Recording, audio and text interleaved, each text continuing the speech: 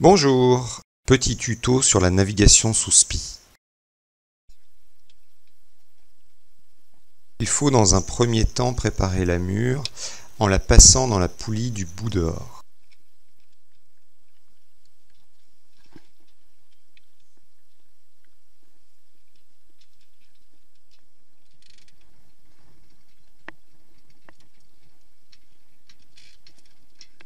La mure côté taquet passe derrière les écoutes de phoque et côté point d'amure passe devant les écoutes de phoque. Il faut maintenant installer les poulies winch à l'arrière.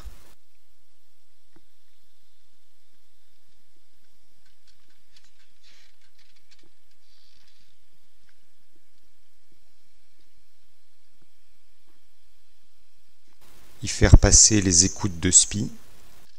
J'ai fait poser des taquets du style de ceux de l'écoute de phoque pour le SPI, ce qui n'est pas prévu à l'origine, mais ce qui est bien pratique pour une navigation en solitaire. Lorsqu'on introduit le bout dans la poulie, il faut toujours vérifier le sens de la poulie. Lorsque je borde, ça ne freine pas. Lorsque je choque, la poulie freine. Alors personnellement, je fais un nœud d'huit au bout de mes écoutes de SPI, car elles sont suffisamment longues pour pouvoir les choquer en grand en cas de problème. Mais certains recommandent de ne pas faire de nœud justement pour laisser filer entièrement l'écoute en cas de départ au lock. Donc il faut passer à l'extérieur de tout, les haubans, les écoutes de phoque, et on fait le tour du phoque. Je viens rejoindre l'autre écoute en prenant soin de passer sous le point d'amure pour en faire en sorte que lors de l'empannage, l'écoute passe devant l'été.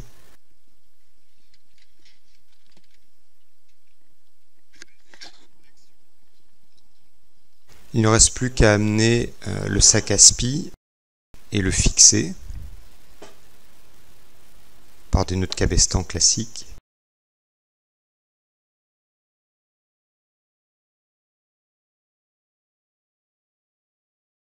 Sur les côtés et en dessous pour éviter que le sac ne monte lors de l'envoi du SPI.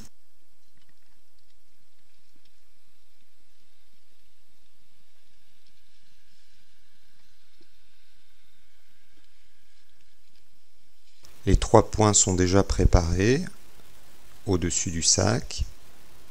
Il y a l'inscription de chaque point pour ne pas se tromper. Et donc on met en place la mure, les écoutes par des nœuds de chaise classiques.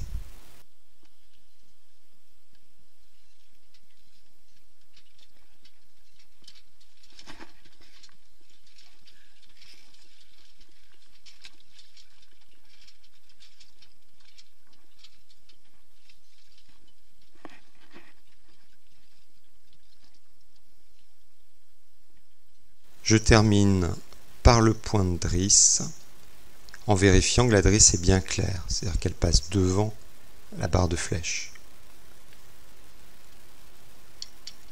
Et je reprends une légère tension. Il ne reste plus qu'à refermer le sac pour pas que le SPI s'envole de façon inopinée.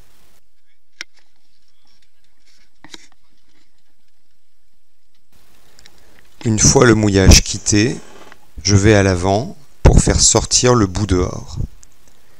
Je donne une forte tension avec le talon de la chaussure, parce qu'il est important que le bout dehors soit sorti au maximum pour que la sous-barbe fasse bien son effet de reprise d'effort.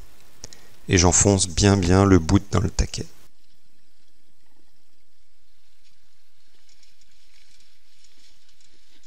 Maintenant que tout est prêt, il ne reste plus qu'à envoyer le SPI.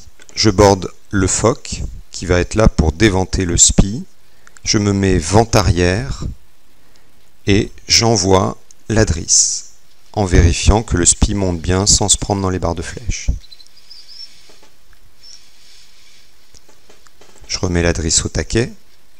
Comme je suis vent arrière, le SPI ne se gonfle pas de façon inopinée, donc je peux agir tranquillement. J'envoie le point d'amure.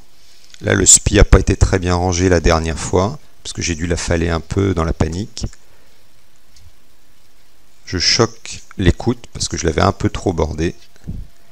Et je reprends, j'enroule mon phoque pour pour que le spi se gonfle. Et je libère la contre-écoute qui est également un peu trop bordée.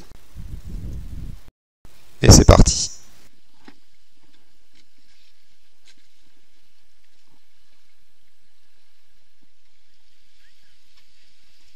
On va passer maintenant à l'empannage sous spi, manœuvre réalisable facilement en solo.